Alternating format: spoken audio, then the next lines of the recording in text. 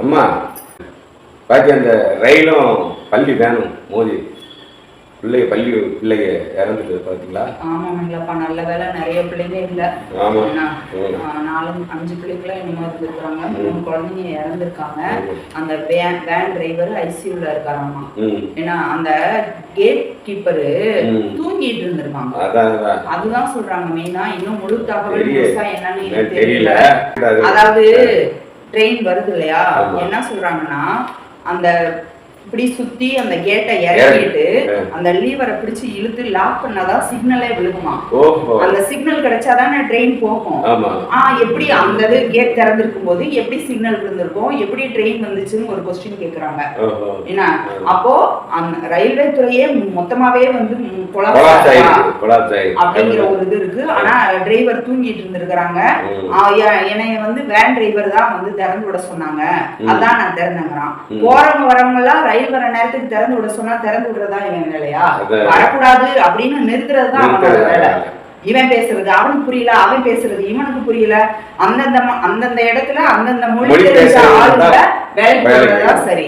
At least 2 மொழியாச்சும் அவனுக்கு தெரிஞ்சுட்டா. இப்ப பேங்குக்கே போறோம், அதாவது வட இந்திய ஆளுங்க இருக்கிறபோது நம்ம ஊர் ஆளுங்க போகும்போது தமிழ்ல பேசுறாங்க.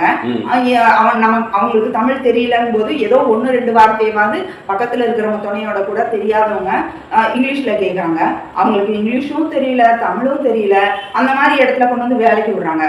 இப்ப இந்த இடத்துல அந்த டிரைவர் என்ன சொன்னாங்க, இந்த ஆள் என்ன புரிஞ்சுக்கிச்சு, எதுவும் தெரியல. அதே மாதிரி சிக்னல் வேலை செஞ்சுச்சா இல்லையாங்கிறதும் தெரியல. சிக்னல் போடாம எப்படி ட்ரெயின் வந்துச்சுன்னு தெரியல. ஏன்னா மொத்தமா அதாவது சரியான ஆளு வேலைக்கு தேவையான ஆள் நீங்க நியமிக்கிறது இல்ல. மொழி தெரிஞ்சவங்களை போடுறது இல்ல.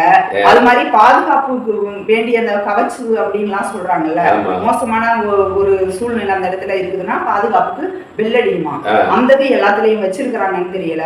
அதுவும் தென்னிந்திய ரயில்வே தான் அதிகமா லாபம் கொடுக்கக்கூடியதா, விபத்து மிக குறைவா நடக்கக்கூடியதும் இந்த சவுதர்ன் ரயில்வே தென்னிந்திய ரயில்வே தான் இருக்கு. அதாவது புரியவே மாட்டேங்குது.